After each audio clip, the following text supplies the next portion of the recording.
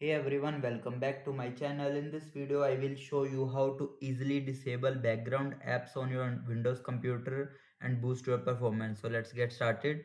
Firstly, go to Start menu. Here you will type Settings. Tap to open it.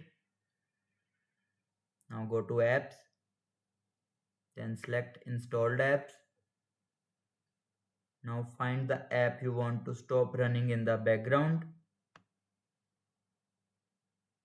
Like you will see, I will folder marker extension. Click on three dots. Then select advanced options. Now here you will go to the background app permission section. Here it is.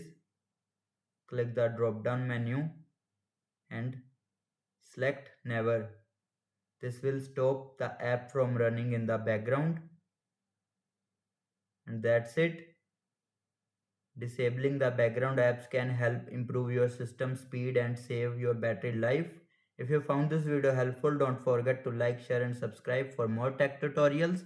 Thanks for watching.